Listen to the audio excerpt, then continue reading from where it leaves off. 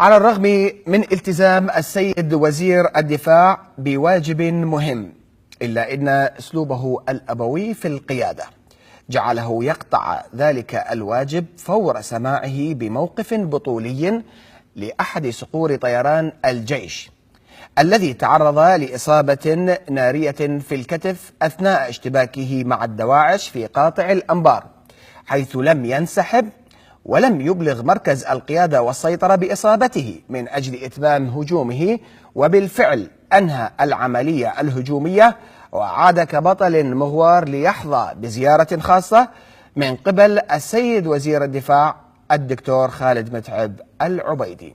نتابع. هلا نقيب ماهر، شلونك؟ الحمد لله على سلامتك، بارك الله بيك. لا ان شاء الله سالم سالم ان شاء الله. وصلت المستشفى سلامات ان شاء الله. انا هسه عميد عامر دا يحكي لي طمئني على اصابتك، لا تقلق، وانا ان شاء الله من ارجع راح امرك، وتحتاج اي شيء ان شاء الله حاضرين، بس ان شاء الله ما تستوجب. جهودك مشكوره وتضحيات كبيره، بارك الله بيكم. الله يحفظكم ان شاء الله.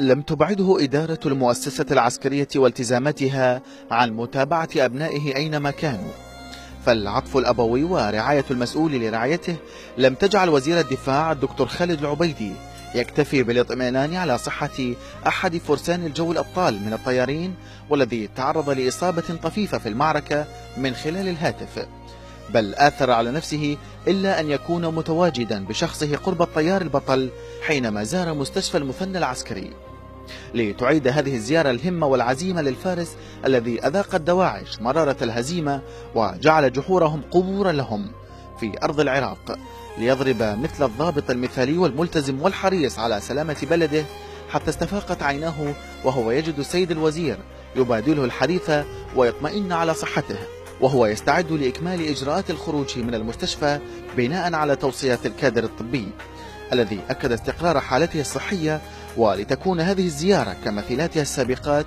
عالقة في الأذهان، لأن لها دلالاتها ومعانيها الكبيرة، فهي تحمل غيرة الرجال وديدن الأبطال، كما أنها تؤكد أن المهنية العسكرية حاضرة في شخص السيد الوزير الذي كرس الوقت والجهد لمتابعة أحوال الجرحى الأبطال وعوائل الشهداء الكرام الذين قدموا التضحيات الجسام. الحمد لله على سلامتك.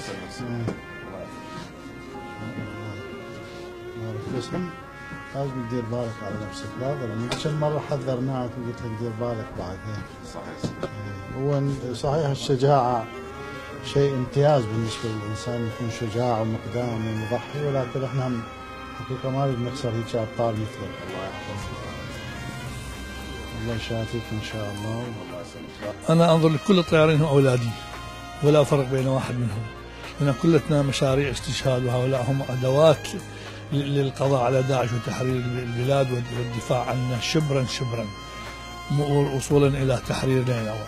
فهؤلاء الأبطال هم أدوات طيران الجيش، وهم الأبطال الذين ندافع عنهم في بلادنا، ولذلك هذا الطيار وغير الطيارين هم أعزاء علينا جدا، ونستلهم من السيد الوزير أيضا ورعايته لهذا الصنف الشجاع. المتابعة الشخصية للسيد وزير الدفاع للجرحى الراقدين في المستشفيات والاطمئنان على أحوالهم الصحية وتوفير العناية لهم لها دلالات واضحة لما قدموه من تضحيات كبيرة من أجل رفع راية الله أكبر عالية خفاقة في كافة ربوع البلاد.